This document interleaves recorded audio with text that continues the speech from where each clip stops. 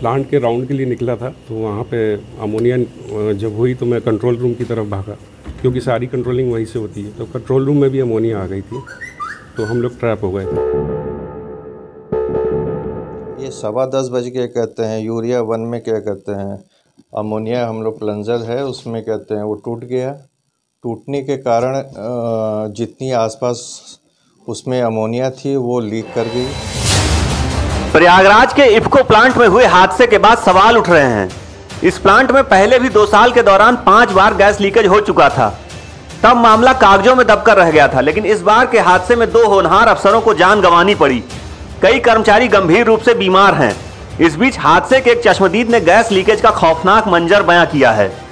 मैं प्लांट के राउंड के लिए निकला था, तो वहाँ पे अमोनिया जब हुई तो मैं कंट्रोल रूम की तरफ भागा, क्योंकि सारी कंट्रोलिंग वहीं से होती है। तो कंट्रोल रूम में भी अमोनिया आ गई थी, तो हम लोग ट्रैप हो गए थे। कितने बजे की घटना है?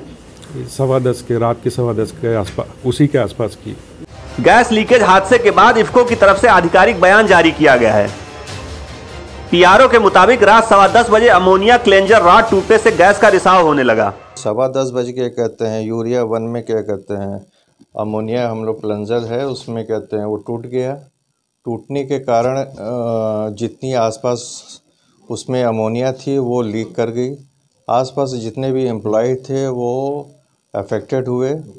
जब उनको लगा कि थोड़ा सा इन लोग अफेक्टेड हो गए हैं, तो हम लोग फायर एंड सेफ्टी और वो जितनी भी सिक्योरिटी टीम है तुरंत पहुंच गई, और फिर इन लोग को यहाँ से अपने इफको टाउनशिप में शिफ्ट किया गया।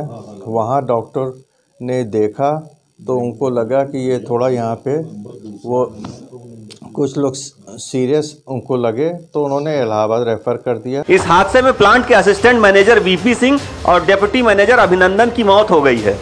इफको ने दोनों अफसरों की मौत की पुष्टि की है।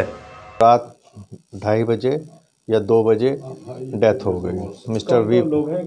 मिस्टर वीपी सिंह है, एज 47 ईयर्स, असिस्टेंट मैनेजर हैं, और मिस्टर अभिनंदन डिप्टी मैनेजर 57 ईयर्स।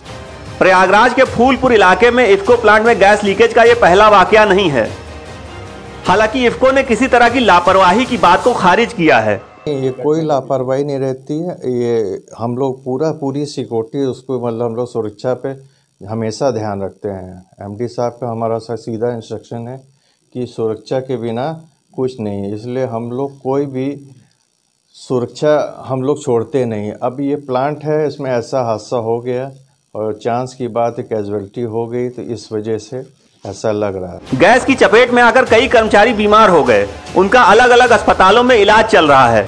अब इफको की तरफ से इस घटना की जांच कराई जाएगी। 6 लोग हैं इलाहाबाद हॉस्पिटल में, 4 हैं जागृति में, और 2 हैं प्रीति नर्सिंग होम में।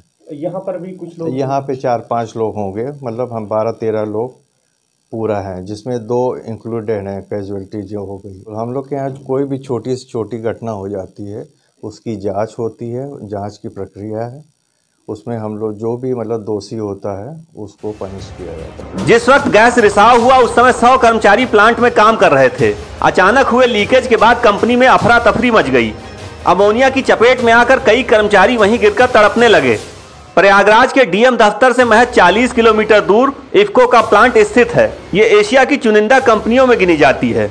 इस हादसे ने एक बार फिर औद्योगिक इलाकों में सुरक्षा मानकों को लेकर सवाल खड़े कर दिए हैं। को बता दें, इस मामले में खास बात ये कि इस पूरे मामले यानी इस पूरे घटनाक्रम का संज्ञान स्वयं योगी आदित्यनाथ सीएम ने लिया है और इस पूरे घटनाक्रम के जांच के आदेश दिए हैं। और आपको बता दें, इस इफको फैक्ट्री में ये वाकया कोई पहला वाकया नहीं है, इससे पहले भी कई वाकया हुए हैं, लेकिन ये हादसा दर्दनाक है क्योंकि इस हादसे में 2 लोगों की जान गई है। अब इस पूरे मामले के जाँच के आदेश दे दिए गए हैं। जाँच में ही साफ हो पाएगा आखिरकार इस तरह की घटना के पीछे क्या है मूल वजह। Anand Raj, NBT online, Prayagraj.